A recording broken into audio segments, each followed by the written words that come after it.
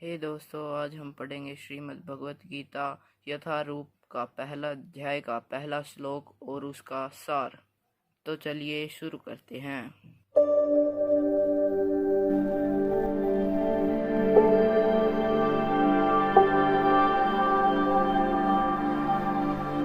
धर्मक्षेत्रे कुरुक्षेत्रे संवेतायुयुत्सवः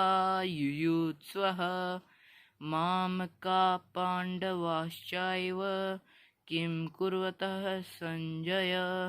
धृतराष्ट्र ने कहा, हे संजय, धर्मभूमि कुरुक्षेत्र में युद्ध की इच्छा से एकत्रित हुए मेरे तथा पांडु पुत्रों के पुत्रों ने क्या किया। तात्पर्य: भगवत गीता एक बहुपठित आस्तिक विज्ञान है जो गीता महात्म्य में सार रूप में दिया हुआ है।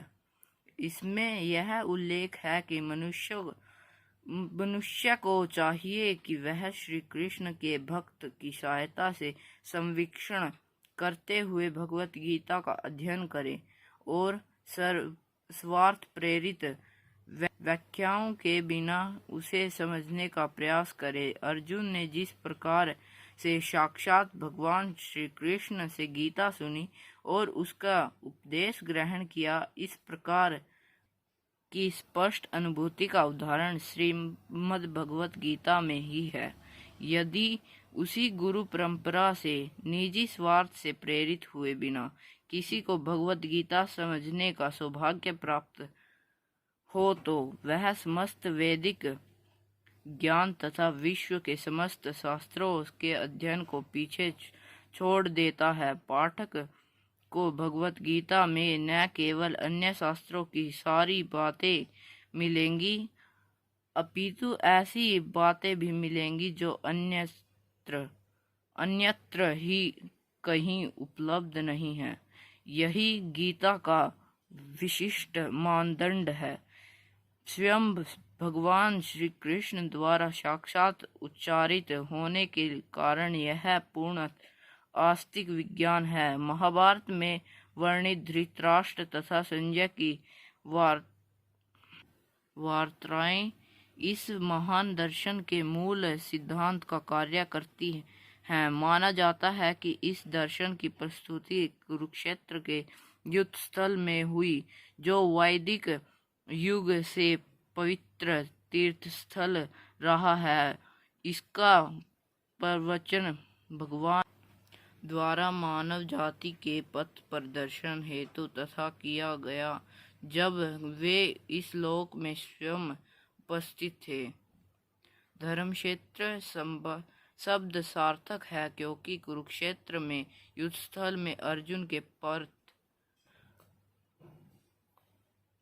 पक्ष में श्री भगवान स्वयं उपस्थित थे। कौरवों का पिता धृतराष्ट्र अपने पुत्रों की विजय को संभावना के विषय में अत्यधिक संदिग्ध था। अतः इस संदेह के कारण उसने अपने सचिव से पूछा। उन्होंने क्या किया? वह आवश्यक था कि उसके पुत्र तथा उसके छोटे भाई पांडु के पुत्र कुरुक्षेत्र की युद्ध भूमि में निर्णयात्मक संग्राम के लिए एकत्रित हुए हैं। फिर भी उसकी जिज्ञासा सार्थक है कि वह ही चाहता था कि भाइयों में कोई समझौता हो। अतः वह युद्ध भूमि में अपने पुत्रों की नियति भाग्य भावी के विषय में आश्वस्त होना चाह रहा था। चूंकि इस युद्ध को कुरुक्षेत्र में लड़ा जाना था, जिसका उल्लेख वेदों में स्वर्ग के निवासियों के लिए भी तीर्थस्थल के रूप में हुआ है, अतः धृतराष्ट्र अत्यंत भयभीत था कि इस पवित्र स्थल का युद्ध के परिणाम पर न जाने कैसा प्रभाव पड़े। उसे भलीभांति ज्ञात था कि इसका प्रभाव अर्जुन तथा पांडु के अन्य पुत्रों पर अत्यंत अनुकूल पड़ेगा, क्योंकि स्वभाव से वे सभी पुण्यात्मा थे।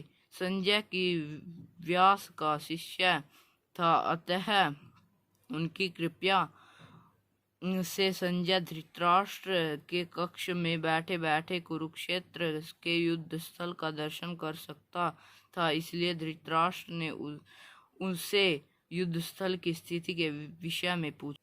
पांडव तथा धृतराष्ट्र के पुत्रों दोनों ही एक वंश से संबंधित हैं, किंतु यहाँ पर धृतराष्ट्र के वाक्य से उसके मनोभाव प्रकट होते हैं। उसने जानबूझकर अपने पुत्रों को कुरु कहा और पांडु के पुत्रों को वंश के उत्तराधिकार से विलग कर दिया। इस तरह पांडु के पुत्रों तथा अर्थात अपने भतीजों के साथ धृतराष्ट्र की विनिष्ट मनः स्थिति समझी जा सकती है। जिस प्रकार दान के खेत से आंशित पौधों को उखाड़ दिया जाता है, उसी प्रकार इस कथा के आरंभ से ही ऐसी आशा की जाती है कि जहाँ धर्म के पिता श्री कृष्ण उपस्थित हों, वहाँ कुरुक्षेत्र रूपी खेत में दुर्योधन आदि धृतराष्ट्र के पुत्र रूपी आंशित पौधों को समूल नष्ट करके युधिष्ठिर आदि नितांत धार्मिक पुरुषों की स्थापना की जाएगी। यहाँ धर्मक्षेत्र तथा कुरुक्षेत्र शब्दों की उनकी ऐतिहासिक तथा वैदिक महात्मा के अतिरिक्त यही सार्थकता है। तो हमने आज अध्याय नंबर 1 का पहले श्लोक का सार और श्लोक पढ़ा। Thank you.